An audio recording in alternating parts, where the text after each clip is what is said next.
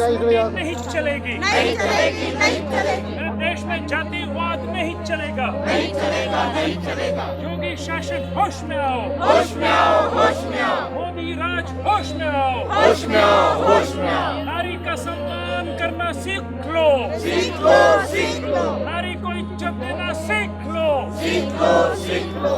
मनुवादी मुर्दाबाद, मुर्दाबाद, मुर्दाबाद। मेरा ऐसा मानना है इसमें कि ये रेप होने के बाद 15 दिन तक किसी को पता नहीं चलता। उसके बाद में जब पता चलता है तब पुलिस वाले उसको, सरकारी लोग उसको ऐसे अस्पताल में भर्ती करते हैं कि जहाँ पे वो मर जाए। और लोगों का जब दबाव आता है तब उसको आखिरी के दिन में दिल्ली में हिलाया गया और वहाँ पे उसका देहांत हुआ। तो देहांत होने के बाद दुनिया में ऐसी कोई घटना हमने सुनी नहीं और देखी नहीं कि पीड़िता मरने के बाद आधी रात को पुलिस उसका अंतिम संस्कार करते हैं। उसके माँ बाप को ये उसका जो डेड बॉडी है वो उनके सुपुर्द नहीं करती। इसका मतलब ये है कि ये सोची समझी चाल थी। क्यों सोची समझी चाल थी? कि मोदी सरकार, ये मोदी की सरकार है, इसके बजाय ये आरएसएस की सरकार है। मोदी ये चेहरा है और आरएसएस को जो यहाँ पे सत्ता चाहिए वो मनुस्मृति के आधार पर सत्ता चाहिए। मनीषा का जब बलात्कार हुआ, सिर्फ बलात्कार नहीं हुआ तो उसकी जीभ काटी गई। जीभ ही नहीं काटी गई तो उसकी गर्दन भी तोड़ी गई, मनके भी तोड़े गए। यही नहीं, जब उस जिले का डीएम उनके घर में जाता है तो वो डीएम भी उनके घर के महिलाओं के ब्लाउज में हाथ डालता है। इसका मतलब यह है कि सरकार इसमें इन्वॉल्व है। इसलिए अम्बेडकरी आंदोलन समन्वय समिति और उनके साथ जो आंदोलन करने वाले मार्क्सवादी संगठन हैं, गांधीवादी संगठन है, समाजवादी संगठन है, पुरोगामी संत चळवळ के लोग हैं, हम मांग करते हैं कि जब तक के ये बलात्कारी को सपोर्ट करने वाला जो योगी है, वो भोगी है, इस योगी भोगी को, इस मोदी के चले चपाटे को जब तक के मुख्यमंत्री पद से नहीं हटाया जाता है तब तक के न्याय नहीं मिलता, मनीषा को न्याय नहीं मिलता। मैं समाज को भी अपील करूंगा, ये कोई दलित की अकेली बेटी का सवाल नहीं है, सारे नारी जाति का सवाल है। अगर नारी जाति अगर भूल गई कि हम रास्ते पे नहीं आएंगे तो मनीषा हर घर घर में दिखेगी और हर घर की नारी गुलाम बनेगी। और हम नहीं चाहते कि इस देश का आधा हिस्सा गुलाम बने। बलात्कार हुआ नहीं तो जलाए काय को? अगर बलात्कार नहीं हुआ तो आधे रात को उनकी डेड बॉडी क्यों जलाई? सीधा सीधा सवाल है कि बलात्कार छिपाने के लिए आप लोगों ने ऐसा घिनौना कृत्य किया है। अगर आप जलाते नहीं तो हम दोबारा उसका पोस्टमार्टम कर लेते, 3-4 जगह पोस्टमार्टम कर लेते। आपने सबूत ही मिटा दिया।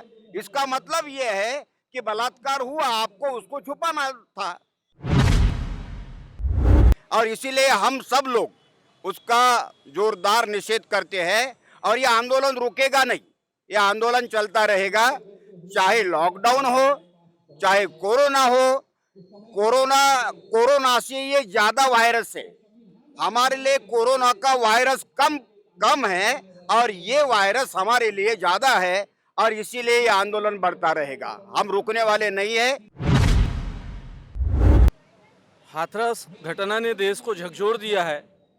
एक दलित गरीब बच्ची के साथ जिस क्रूरतम तरीके से उसका बलात्कार कर, उसकी हड्डी पसलियां तोड़कर उसे बेरहमी से मार दिया गया है, वे निंदनीय तो है, लेकिन इसकी जिम्मेदारी उस राज्य की सरकार की है, उस राज्य की पुलिस प्रशासन की है जिन्होंने इस कृत्य पर कोई एक्शन नहीं उठाया है और इस कृत्य को उन्होंने दबाने की कोशिश की है। हाथरस कोई पहली घटना नहीं है। हाथरस के पहले इस देश में सदियों से दलित, पीड़ित, शोषित, वंचित महिलाओं के साथ इस तरीके की बलात्कार की घटनाओं में लगातार बढ़ोतरी होती चली आ रही है। तो इसका मुख्य कारण है कि इस देश के अंदर में जो धार्मिक कट्टरवाद है, जिसके अंदर में बलात्कार की परंपरा पनपी है, उनकी संस्कृति में बलात्कार करना मान्य है, ऐसे ही बलात्कारी लोग, ऐसे ही संस्कारी लोग इस तरीके के कृत्य करते हैं। और ये जो उच्च वर्णीय है, ये लोग ऐसा समझते हैं कि बलात्कार करना हमारा कर्तव्य है, हमारा काम है, और इस बलात्कार को वो लोग अपने धर्म की आड़ के नीचे छुपा लेते हैं। मुझे ऐसा लगता है कि इस देश के अंदर में, अगर देश के अंदर में कोई दहशतवादी है, अगर कोई आतंकवादी है, तो वो सिर्फ और सिर्फ जातीयवादी व्यवस्था है। क्योंकि एक महिला को बरसों से सताया जाता है, उसको छेड़खानी की जाती है, उसको रास्ते से जाते वक्त तड़पाया जाता है, उसको पानी भरने से रोका जाता है, उसको खेत में काम करने से रोका जाता है, उसके ऊपर पत्थर फेंक दिया जाता है, और कभी मौका देखकर उसको गांव के लोग पकड़ लेते हैं, उसके साथ सामूहिक बलात्कार करते हैं, उसको नंगा करके घुमाते हैं। ये कितना बड़ा आतंक है। कम से कम 10 और 15 साल तक हमारी बच्चियां, हमारी महिलाएं तड़पती है इस अन्याय के कारण, इस डर के साए में जीती है गांव खेड़ों में और शहरों में भी हमारी महिलाएं। क्या ये आतंकवाद नहीं है? ये सबसे बड़ा आतंकवाद है इस देश के अंदर में, और इस आतंकवाद को रोकने के लिए हमें दूसरे आतंकवाद की ओर हमको प्रेरित किया जाता है। मुझे ऐसा लगता है कि doctor Baba Saheb Ambedkar ji annihilation of cast में कहते हैं कि जिस संस्कृति से, जिस परंपरा से ये गंदी परंपरा उत्पन्न होकर आई है, इस परंपरा को हमने उद्ध्वस्त करना चाहिए, और यही हमारा सामाजिक उन्मूलन का काम है, जातीय उन्मूलन का काम है। जब तक हम लोग इस गलत गंदी परंपरा को नष्ट नहीं करेंगे, तब तक हमारा आंदोलन समाप्त नहीं होगा। एक हाथरस की घटना यही काफी नहीं है, आने वाले समय में भी इस तरीके की घटनाओं में बढ़ोतरी होने की संभावना है, और इस संभावना को रोकने के लिए समाज से विनती की जाती है, आग्रह किया जाता है कि वे रास्ते पर आए, और जितने भी अन्य अत्याचार के मामले हो रहे उस पर एकजुट होकर अपनी आवाज बुलंद करे, और इस देश के अंदर में फैली हुई गंदी जातीयवादी मानसिकता को जमीन के अंदर गाड़े। ऐसा संदेश इस अवसर पर मैं देना चाहूँगा। जय भीम, जय भारत। हम ये मानते हैं कि किसी भी राज्य में, किसी भी समाज में कोई घटना घट गई, क्राइम हो गया, तो ये लोग कहते हैं कि क्राइम में योगी का थोड़ी हाथ है। यस, क्राइम योगी ने नहीं किया, लेकिन क्राइम हो जाने के बाद योगी ने क्या किया, ये मायने रखता है। ये उठ-सुट बार बार राजस्थान की घटना का जिक्र कर रहे हैं। हमने कब कहा राजस्थान में जो हुआ सही हुआ? हम तो कह रहे हैं कि बलात्कार कहीं पर भी हो, वो राजस्थान में हो या महाराष्ट्र में हो या यूपी में हो या बिहार में हो, हम तो सबका निषेध करते हैं, हम तो सबके खिलाफ खड़े हैं। हमने हर जगह और हम ही लोगों ने जब निर्भया कांड हुआ था तो कांग्रेस सरकार के खिलाफ विद्रोह प्रदर्शन किया। तो हमारा विद्रोह ये योगी के खिलाफ नहीं है। हमें योगी से क्या लेना देना है? योगी मुख्यमंत्री है, और एज ए मुख्यमंत्री आपकी जवाबदारी बनती है कि आपके राज्य में बलात्कार हो गया, और हम ये मानने के लिए तैयार नहीं हैं कि उस डीएम ने, उस कलेक्टर ने आपकी आज्ञा के बिना मनीषा का शव जलाया। नंबर एक। दूसरी बात, बहुत शर्म आती है मुझे आज अपने आप को इंडियन कहते हुए। एक लड़की का बलात्कार हो गया, उसको 14 तारीख को आपने हॉस्पिटल में लिया, और जस्ट एक बॉडी की तरफ एक नज़र भी डालें तो कोई भी डॉक्टर, कोई भी महिला ये जान जाती है इस लड़की के साथ क्या हुआ है। और लड़की कह रही है मेरे साथ बलात्कार हुआ है, तो आपकी जवाबदारी थी तुरंत उसका उसका मेडिकल एग्जामिनेशन करना, और उस एफआईआर में कलम 376 ऐड करना। आपने 376 ऐड नहीं किया, इसलिए उसका मेडिकल रिपोर्ट नहीं हुआ। और सुप्रीम कोर्ट, अपने ही देश के सुप्रीम कोर्ट ने वर्ष 2015 में अमेंडमेंट किया है कि यंग लड़की अगर घायल अवस्था में लाई जाती है तो उसका मेडिकल एग्जामिनेशन होना ही चाहिए, बताने की ज़रूरत नहीं है। उसके कपड़े अस्त व्यस्त हैं तो 90% चांस है कि उसके साथ बलात्कार हुआ है। ठीक है, आपने नहीं किया। मरने से पहले लड़की ने मजिस्ट्रेट के सामने बयान दिया है कि मेरे साथ बलात्कार हुआ है। अच्छा, जिस लड़की के साथ बलात्कार हुआ है वो क्या सही में बताएगी मैं कितने बजकर कितने मिनट पर हुआ है, किसने किसने किया है? पहले एक नाम लिया, फिर दूसरा नाम लिया, वो तो शॉक में होती है। और सबसे शर्म की बात, ये बीजेपी के जो 2 और 3 आमदार हैं वो कह रहे हैं उस लड़की का अफेयर था। यानी जिस लड़की का अफेयर होगा उसके साथ बलात्कार करने का आपको अधिकार है। आपकी बेटियां अफेयर नहीं करती हैं। आप वो कपिल मिश्रा की बहन ने अभी मुसलमान लड़के से शादी किया है। शाहनवाज हुसैन अफेयर कर सकता है, शादी कर सकता है, लेकिन एक दलित की बेटी को प्रेम करने का अधिकार नहीं है। तीसरी बात, उसका जीभ कटा हुआ, उसका क्या कहते रीढ़ की हड्डी टूटी हुई, तो साफ साफ बात है कि उसके साथ अत्याचार हुआ है। और एक बात, आपने उसकी माँ को शव क्यों नहीं दिखाया? हम जानते हैं, क्योंकि अगर शव दिखाते माँ देखकर समझ जाती इसके साथ क्या क्या हुआ है। माँ को, क्योंकि आपको मालूम है शव जलाने के पहले नहलाना पड़ता है, नहलाएंगे तो निर्वस्त्र करेंगे, और निर्वस्त्र करने के बाद कौन सी औरत को मेडिकल सर्टिफिकेट और मेडिकल एक्सपीरियंस की ज़रूरत चाहिए? कोई भी माँ समझ जाती है उसकी बेटी के साथ क्या हुआ। इन लोगों ने उस माँ को शव इसलिए नहीं दिया कि अगर उसकी माँ को डाउट आ जाता वो शव रख लेती घर में और वो अनशन पे बैठ जाती कि दोबारा पोस्टमार्टम करो। तो मेरा साफ साफ कहना है कि आपके राज्य में बहुत से राज्यों में बलात्कार हुआ होगा, लेकिन दूसरे राज्यों में वो नहीं हुआ जो योगी ने किया। योगी तो बोलना गलत है, ये ढोंगी है, ये नालायक लोग हैं। ये गेरुआ वस्त्र पहन के स्वामी विवेकानंद के कपड़ों को ये लांछन लगा रहे हैं, इसको तो ढोंगी बोलना। अजय बिष्ट जो चीफ मिनिस्टर है उसकी मैं कंडम करता हूँ, और हमारी सीधी डिमांड है कि उसको उस पद से हटा देना चाहिए। और जितने आमदारों ने, जितने लोगों ने उस बेटी मनीषा के चरित्र के ऊपर आवाज़ उठाई है, उनके ऊपर FIR दर्ज होनी चाहिए, उनके ऊपर कार्रवाई होनी चाहिए। और एक बात बता दूं, अब ये बात इनके हाथ से निकल गई है, ये मनीषा कांड को बचा नहीं सकते, क्योंकि अब पूरा देश जाग गया है। और मनीषा केस को सिर्फ एक दलित लड़की का केस ना बोला जाए, वो लड़की है, वो भारत की बेटी है, वो भारत माता की बेटी है। जब तक ये उसको न्याय नहीं दिलाते, मैं तो कहता हूँ इनको भारत माता की जय बोलने का भी अधिकार नहीं है। हम जाग चुके हैं और हम अंतिम लढाई तक लढेंगे। मला ते आश्चर्य वाटतं ते आर चॅनलचं ते दाखवून राहिले की मुलीवर बलात्कार झाला नाही। योगी सरकार म्हणते की 30 तारखेला अयोध्येचा निकाल येणार होता।